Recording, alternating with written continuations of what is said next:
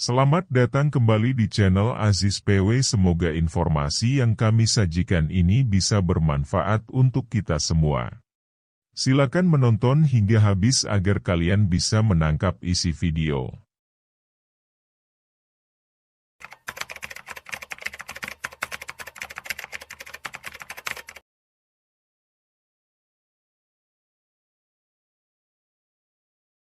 Umat Islam pasti pernah mendengar tentang terbunuhnya Husain pada tragedi Karbala. Sebuah peristiwa pembantaian cucu Rasulullah oleh Yazid bin Muawiyah. Seorang pemimpin yang dibutakan oleh kekuasaan yang sementara. Karena kerakusannya dengan kekuasaan, dia dengan sengaja membunuh cucu Rasulullah yang tidak mau membaiatnya menjadi khalifah. Ia bahkan membunuh siapa saja yang menolak dirinya menjadi khalifah. Yazid bin Muawiyah menjadi salah satu sosok terkejam yang pernah tercatat namanya dalam sejarah umat Islam.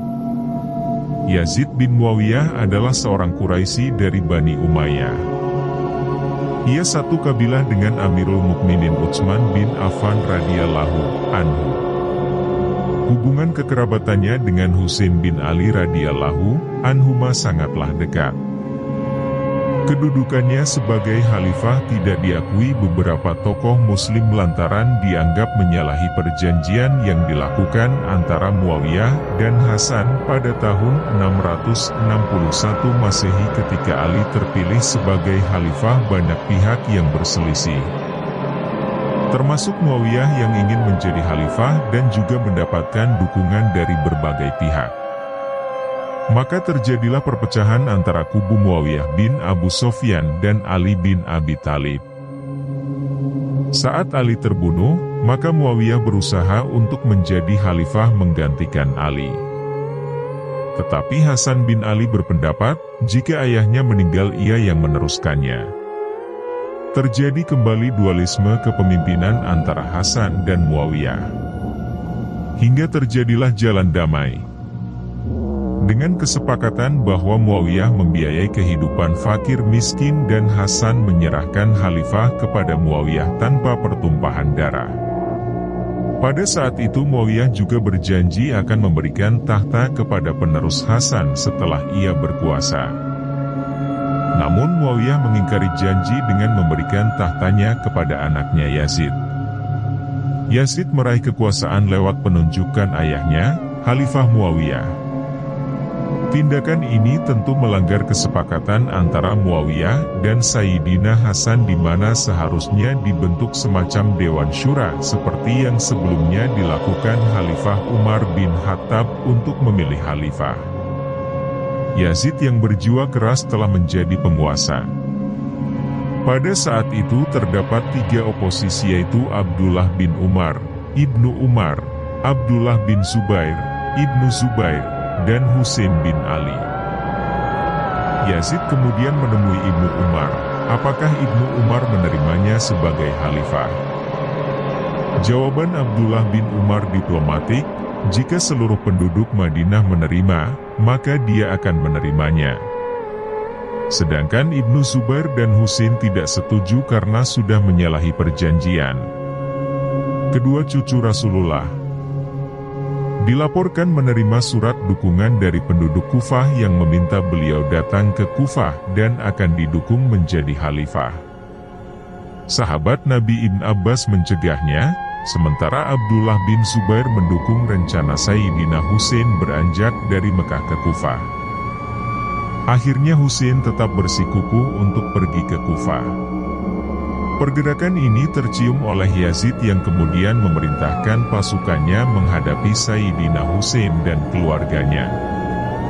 Ketika itu Husain membawa keluarga dan pendukungnya terdiri dari wanita, lansia dan anak-anak, namun di tengah jalan beliau dihadang oleh ribuan tentara dari Syam yaitu pasukan Yazid.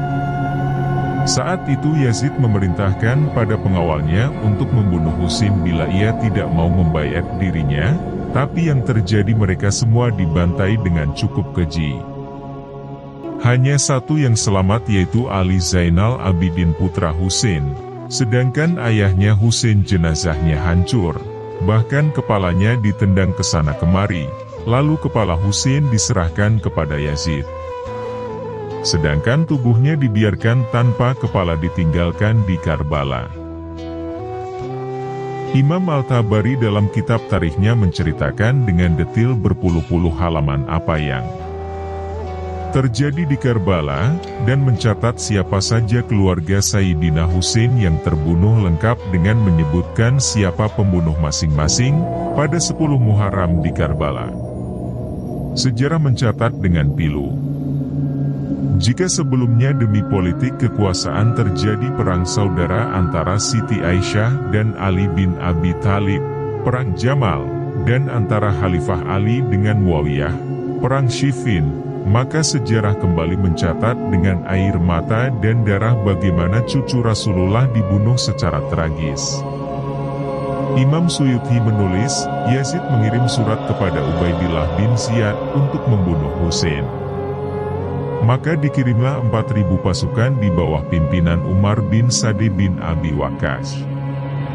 Imam Suyuti melanjutkan, Husain dibunuh dan kepalanya diletakkan di bejana dan dibawa ke hadapan Ibn Ziyad. Semoga Allah melaknat mereka yang membunuhnya, begitu juga dengan Ibn Ziyad dan Yazid. Husain telah dibunuh di Karbala.